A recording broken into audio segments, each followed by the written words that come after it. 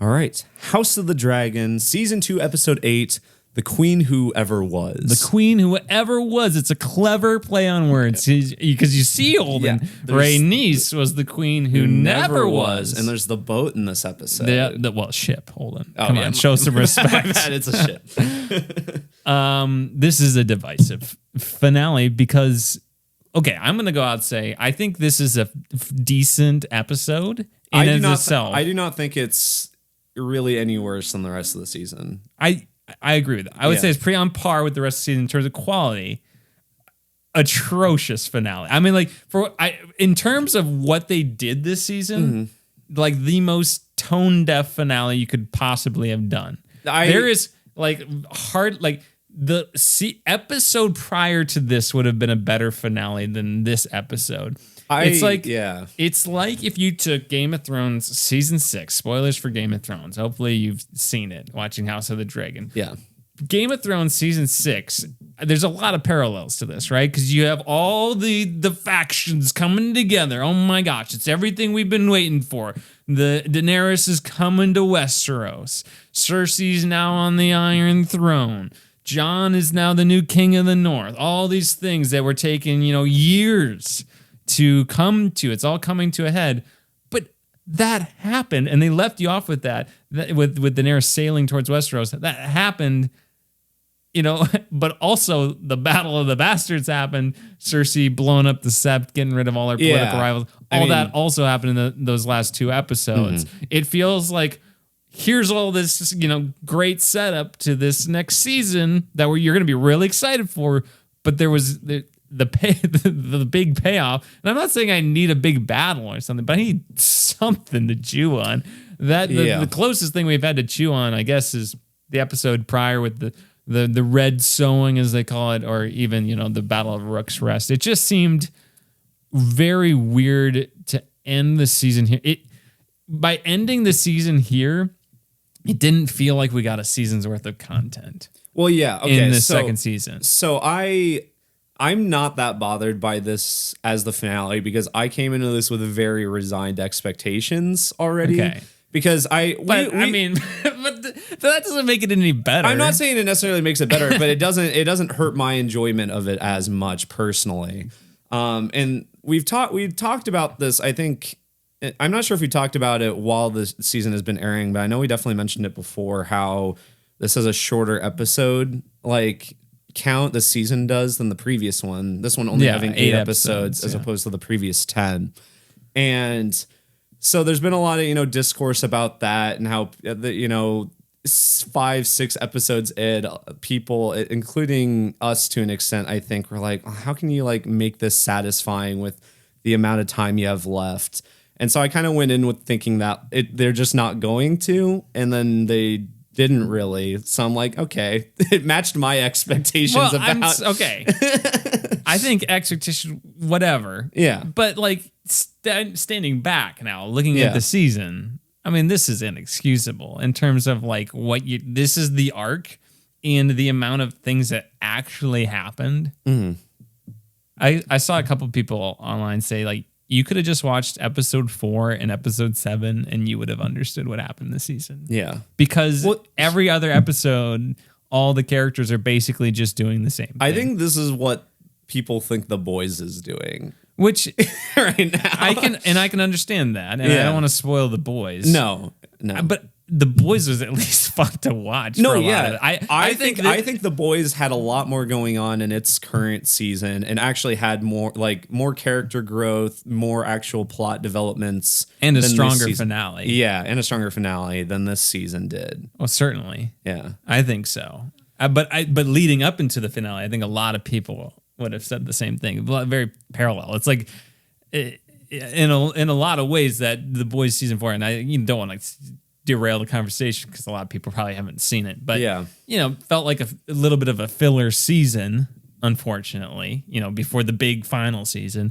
And this just really feels, other than a couple of key things, Aegon being sidelined, Aemon coming up, and Rhaenyra, getting these other dragon riders on her side. Really, what else happened? Aegon's one son that we hardly knew was killed. and now he's basically can't have another heir. Yeah. Otto Hightower just gone. Yep. AWOL. A little glimpse of him this episode, but not nearly enough. I literally shouted at the TV. I was like, "But Rhys Ifans in the opening credits." And I used a bad word. And then his name appeared, and I literally cheered. Was there, and he was in it for one shot. But that's still he was there. I guess I only noticed it this episode that he was in the opening credits, but he wasn't in the previous episode's opening credits. No, at all. Okay. No, none of them that he wasn't in. Okay, which every week, just one single tear down here. So Otto Hightower, he's in a cage somewhere. Is he safe? Is he, whatever? I do want to say, no one, you didn't believe me. Other people I talked to didn't believe that Allison was going to turn. So yeah, okay. I mention that. I honestly laughed when she showed up at Dragonstone. I went, pfft. I was like, this is so silly. See, I think it I don't think it's like that big of a jump. I think it makes sense with how what her character went and did this season, that she would turn like that. Yeah. So I mean, it makes sense, but I'm just like, this is just, I don't know. It's silly. I'm just so over the fact that Rhaenyra is just so virtuous at this point. It's okay, whatever. I just think it makes her character really boring. She's just is so paralyzed by wanting to be a good person that she just has no course of action or hardly any. And it's just blips on the radar over the course of the season. Yeah. She's the worst thing she did was she slapped the guy finally because he was questioning her for the 17th time. She really, screen. I mean, a lot of ways she has really lucked herself into her position. Oh, because it's not really been her own maneuvering aside from, I guess, bringing the Targaryen blood people to the dragons. But I mean, they figured that out. That worked out for her. We'll talk about Daemon in a second, but that just was luck for her, quite frankly. Alicent showing up, she had nothing to do with personally, so that was also just luck that Alicent went through her whole arc. And I want to say, because on one hand, okay, Rhaenyra is trying to be virtuous, right? Viserys also is trying to be virtuous. So why does Viserys work and Rhaenyra doesn't? Here's why for me. Viserys is constantly making decisions that he thinks are virtuous. Rhaenyra is not making decisions because she's trying to be virtuous. Well, yeah, I'm not trying to start. I'm not going to do anything because I'm virtuous. And meanwhile, you had Viserys I'm going to name Rhaenyra. Well, and I'm going to go, be with Alicent. I'm going to, do all these things. And to an extent, too, with Viserys, he was kind of being manipulated. Oh, and he was manipulated. Yeah, he was manipulated, which Rhaenyra is smart enough not to be manipulated, but she just says no to what anyone suggests, really. She just doesn't want to get her hands dirty. Yeah. And my understanding is that's not what Book Rhaenyra is like. Book Rhaenyra is not as virtuous. And is my understanding anyway. Having not read it and just heard things about it. And I just think the show desperately needs that. She needs some level of intrigue. Mm-hmm. And because it's just she's just sitting and doing nothing because anything she can do, well, that's not good. She's not going to be the perfect virtuous woman. Yeah. And Alicent is also just the perfect virtuous woman. It's can women not be just as bad? Why does every woman in the show need to be super virtuous? It's why are you're writing them all into a corner? Yeah. And I think it's making all of them not compelling. Whereas you look at the strong female characters in Game of Thrones, you have Cersei Lannister, Daenerys Targaryen. Look at all the things she did. Arya Stark, Sansa. I mean, Ygritte. All these characters are fascinating because they're not just I'm perfect and I worship the seven. It's and obviously Alicent I think is a little bit more intriguing because she's got the whole hypocritical thing and the whole Kristen Cole and all that. Yeah, which Rhaenyra calls her out on being okay, yeah, I know I'm not perfect, but at least I didn't pretend to be. Yeah, well, sort and of I think that redeems Alicent for me a bit is because the show recognizes the hypocrisy of her character of like she pretends to be like all uppity and but she has all these other things that she partakes in.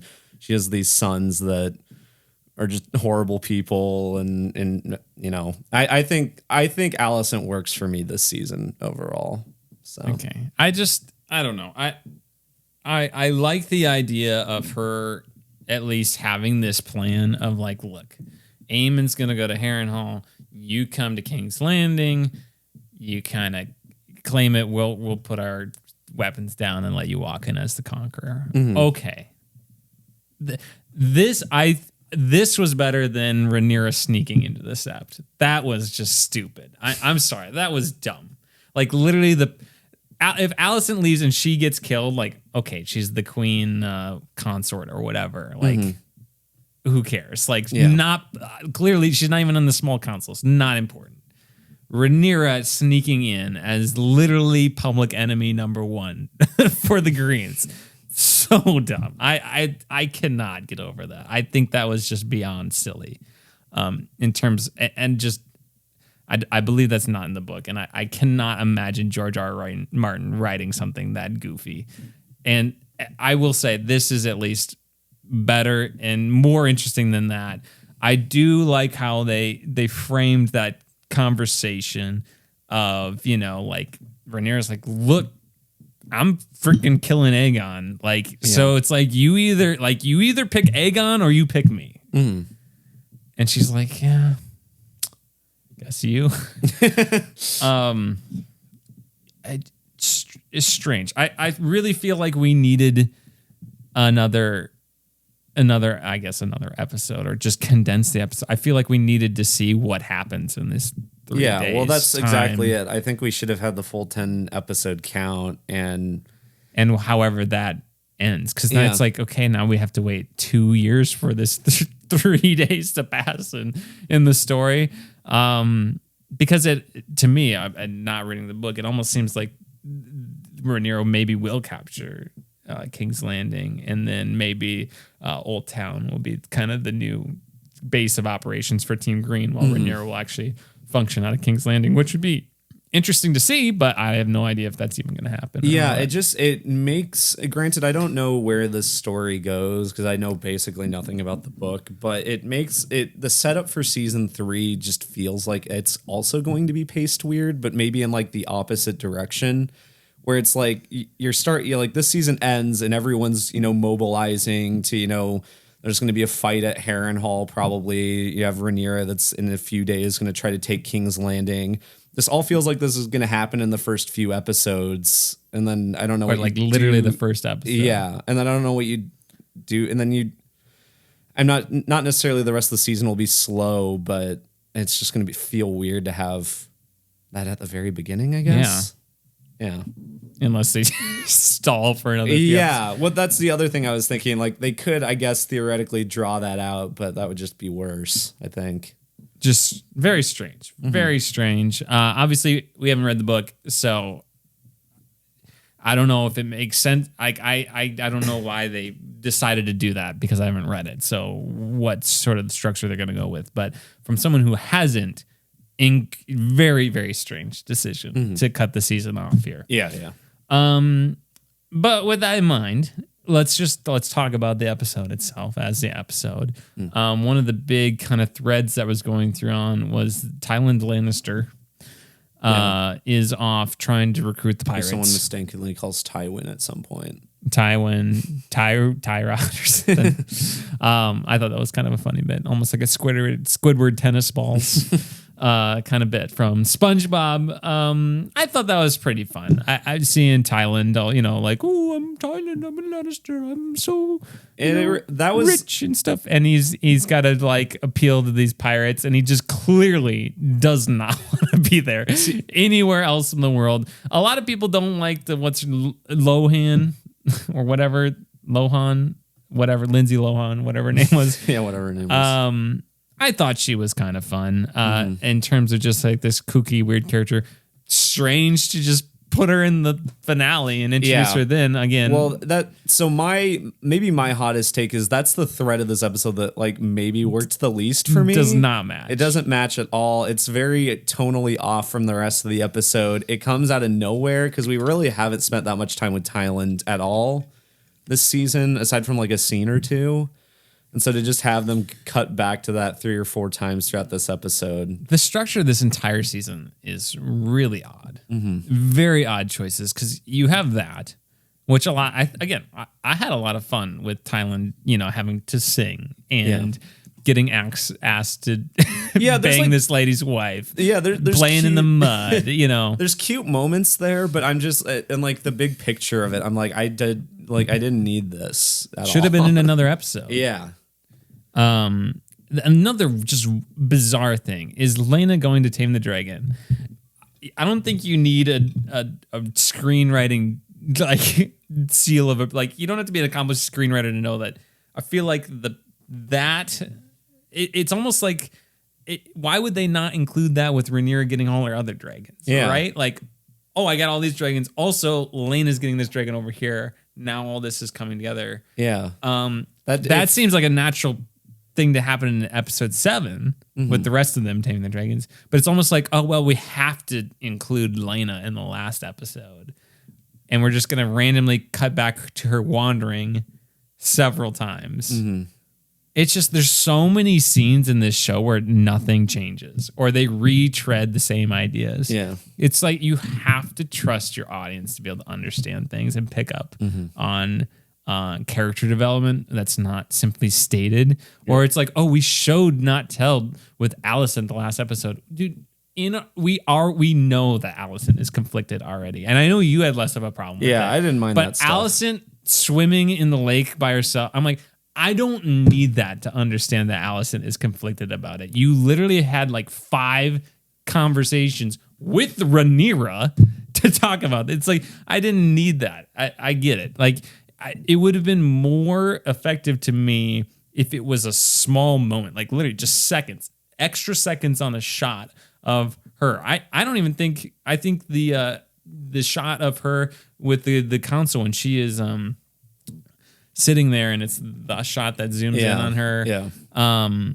And she's like angry because she's passed over for Aemond. Like, that is a great moment. That works for me. Little things like that. I didn't need a whole extended sequence showing her running off into the woods to do this. Like, that's so basic, generic storytelling that I feel I would think that Game of Thrones shows should be held to a higher standard because when you're like, oh, I want someone to feel like they're contemplating something. Oh, I have an idea. I'm going to have them go off by themselves and sit in a, float in a lake. It's like, wow, incredible writing. Give them the Emmy. I don't know, man. I think that whole scene is fine and everything. I'm like, I think having Alicent's kind of having this slow realization for herself throughout this season, I think that really works. And having that scene there is her like having that, self-meditation all alone where she maybe comes to that realization on her own. Maybe I would give them the benefit of the doubt if there wasn't so many other things of like, what a weird choice, or that just seems like a poor writing choice.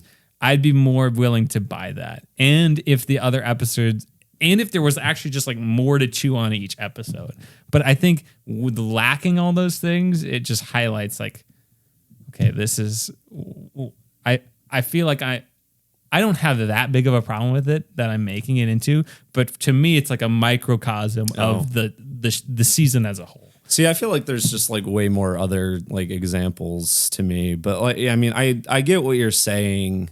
In of itself, not that like I could overlook it easily and maybe even be on board with it if the rest of the season was tight, but it's just not. It's clearly a step down in quality, I think, from season 1. I just think it's night and day. I still like it. I still enjoy Hadi. Super excited for season 3, but I mean,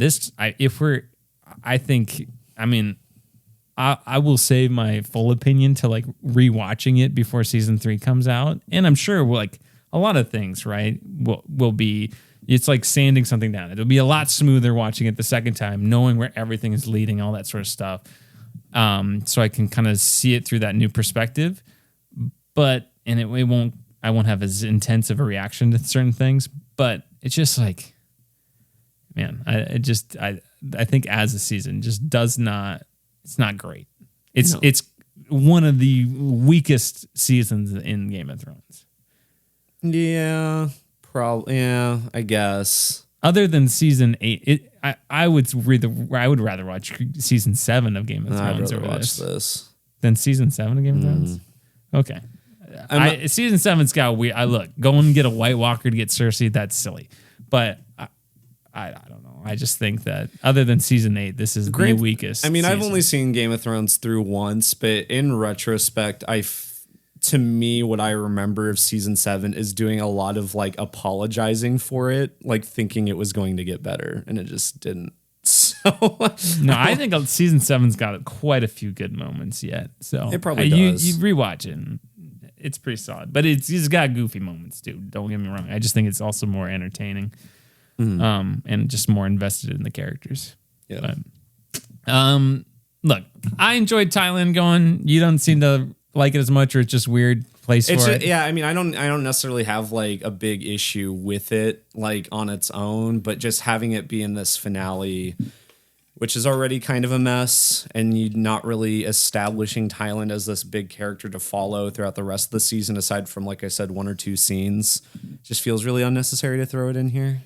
Yeah. Could cut it down. Holden, you would not believe it. Corlys and Alan talk on that one doc that they've had like one conversation every episode for some reason. Yeah. The same Same doc. set. They probably just filmed all this in one day. Oh, it was a nice scene. Alan's like, dude, you never cared about me then.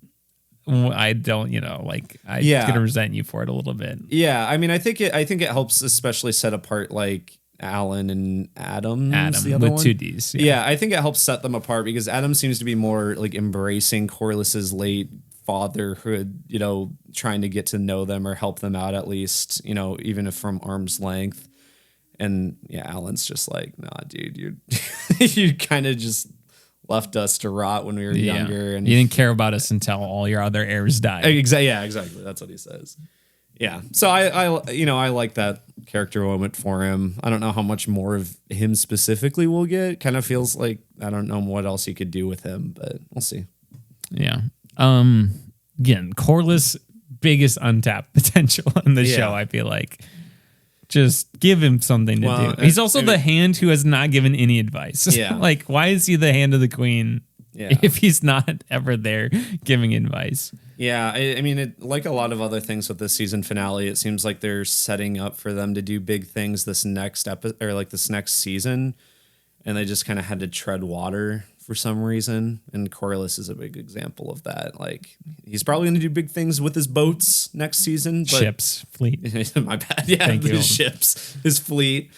But yeah, I'm so excited for that naval battle, by the way. We're due for a good Game of Thrones naval battle, I tell you that much. I want like Pirates of the Caribbean level. Oh, that'd be good.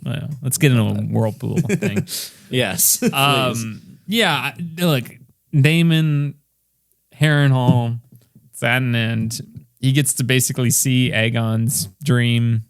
Cool. The White Walkers, Daenerys Targaryen. Great. Okay. Gotta love that fan service stuff. Yeah. So first of all, lame that I think it's kind of lame that Daemon's whole season arc just ends with him kind of back where he started, but being more sure of himself or like more sure of his position, I guess.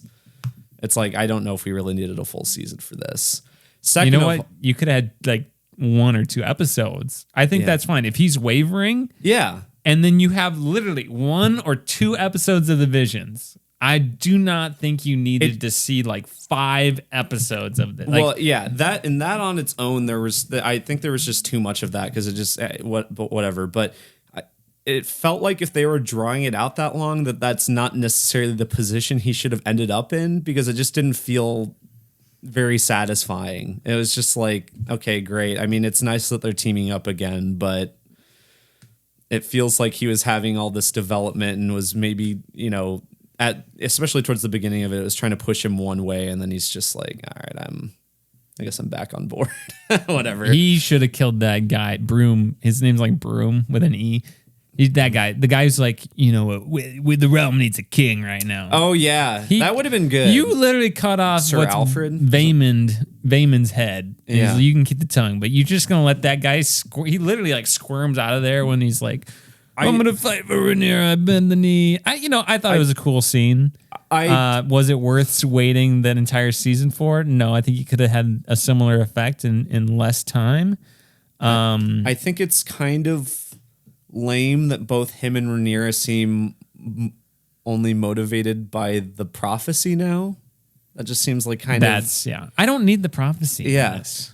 That just, it seems like it's Daemon could. You don't need to connect this to Game of Thrones. Like it takes place in the same universe. We're seeing the end of the Targaryen dynasty, which leads to the Mad King and Daenerys. Like we understand that. We don't need this vision thing. And I get it. There's wiggle room. You could include it because what historian's going to know this secret, So I get it. In terms of like being able to adapt it, it just feels like you're just not trusting your audience to be very smart. And just like even separating the two characters, like Rhaenyra being motivated by the prophecy still is kind of annoying, but whatever. But just then also having Daemon come to the same conclusion for the same reason, it just makes him feel like less, like he has less agency, like less interesting of a character. I feel like even with all my problems with Harrenhal this season, I just feel like his conflict was like what kept him like at least a little bit interesting.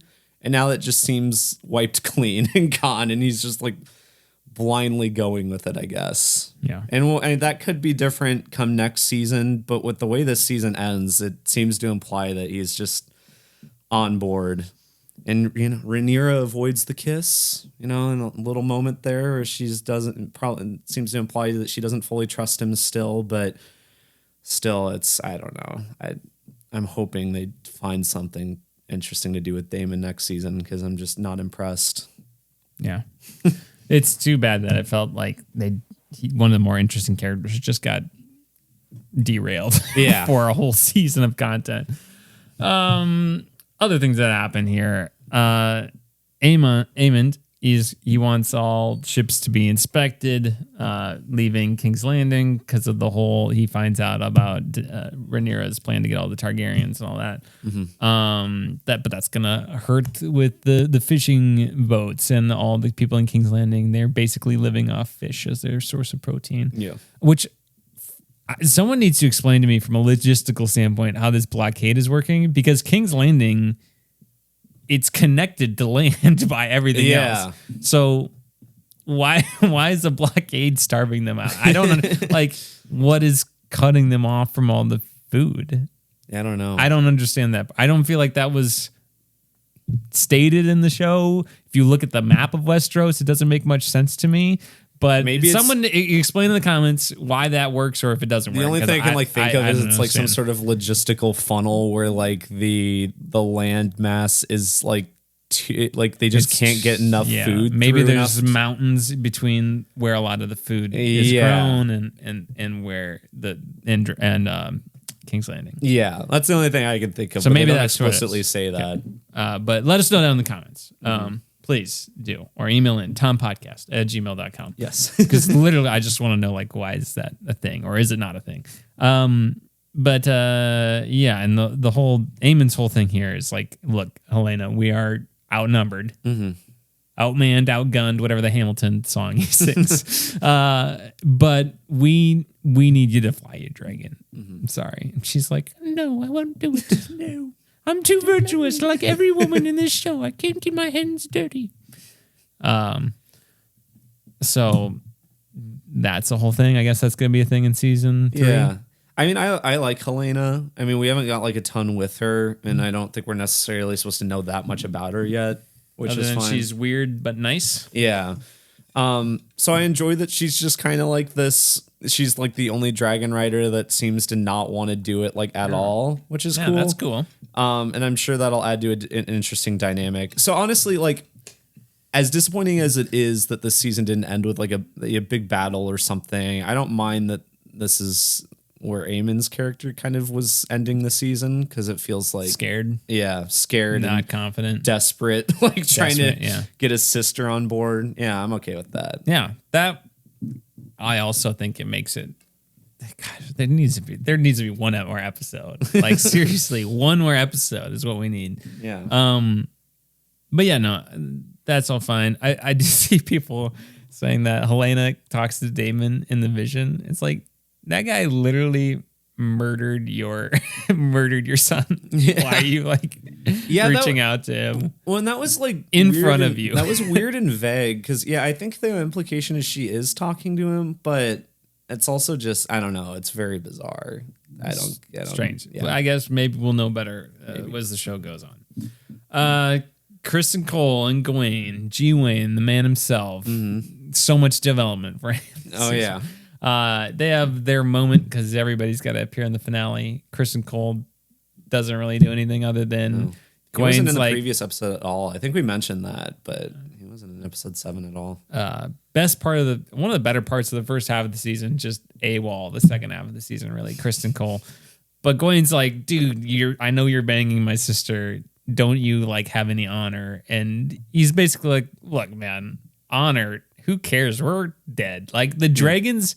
Who cares? Like the atom bomb has been invented and the nuke, like people are launching the nukes. Mm-hmm. Like what does virtue and honor matter anymore? I'm just going to do what I want because I'm dead. Like we're dead.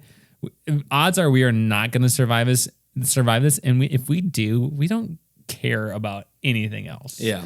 Other than just our survival and just enjoying what little crappy life we have left. Mm-hmm. So I thought that was a nice little scene for him. And Gawain's like, you're kind of right. You can go back to smelling that handkerchief. Yeah. And I mean, even that though, even though the conversation overall is a very nice, well-written conversation, still ties into what we're saying about talking in circles, because Kristen Cole said like a very similar thing a couple episodes ago about how the dragons are just, I saw the armor melts or whatever he said a couple episodes ago. Like, we get that's where he's at right now. I'm just going through my notes here. Jace is pouting again, believe it or not. Mm-hmm. He's like, oh no, being a Targaryen doesn't mean anything anymore. Which, okay. And Bela's like, shut up.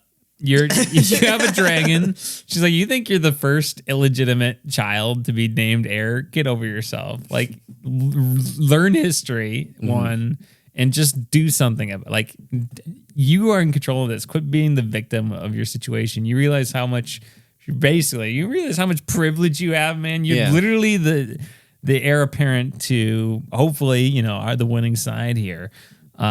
So get over yourself and prove that you should be the heir and get people to follow you. And then you will, succeed.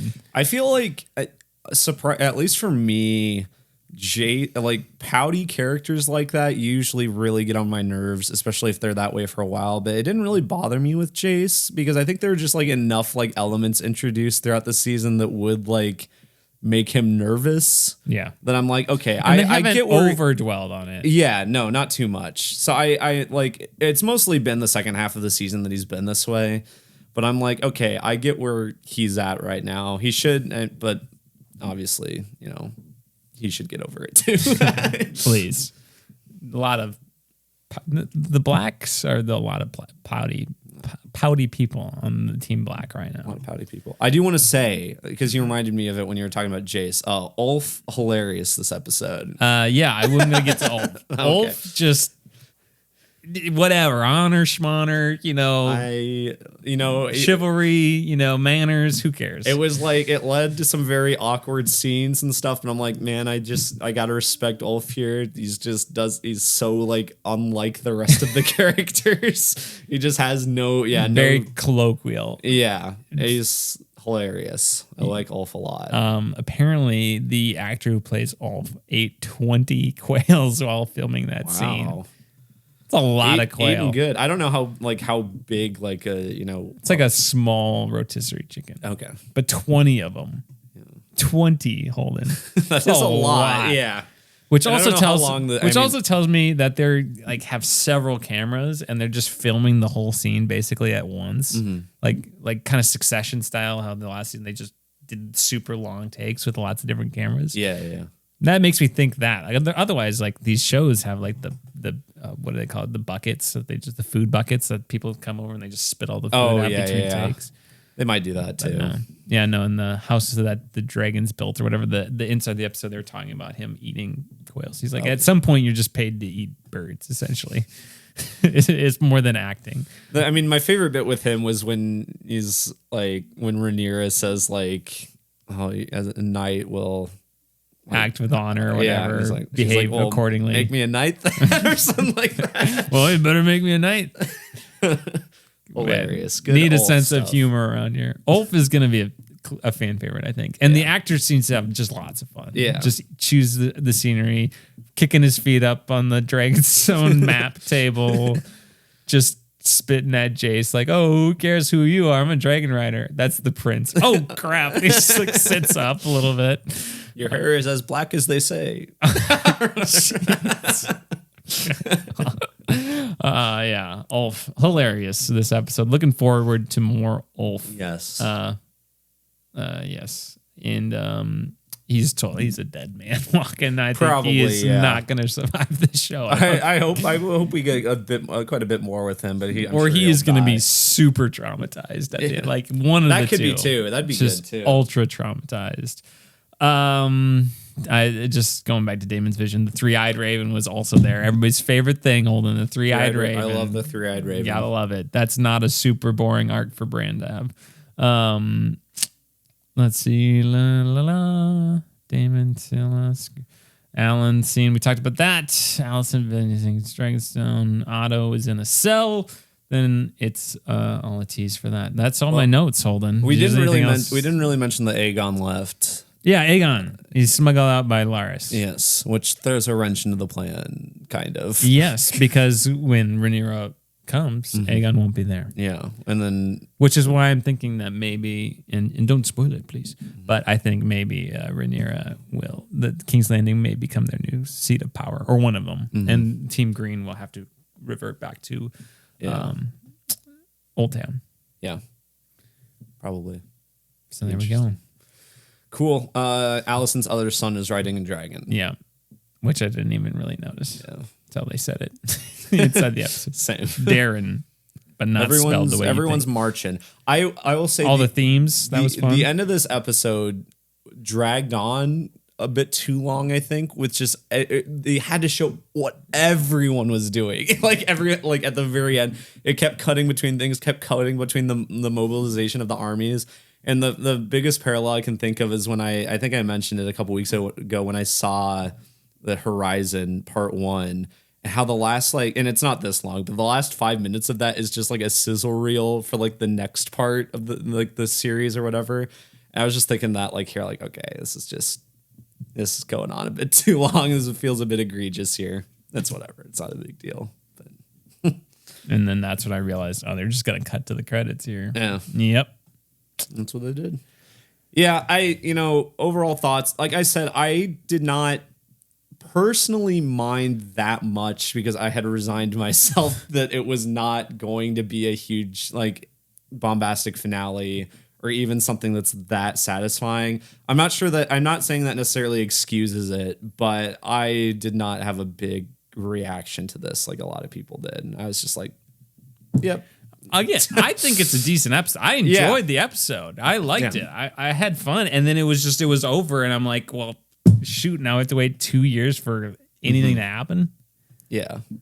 Just seems like a complete misfire on the creative team. Whether that's, and I feel like there were a lot of kind of red flags along the season, which we got heavily downvoted for pointing out. I like it. I like Hot D. Always excited for more Thrones.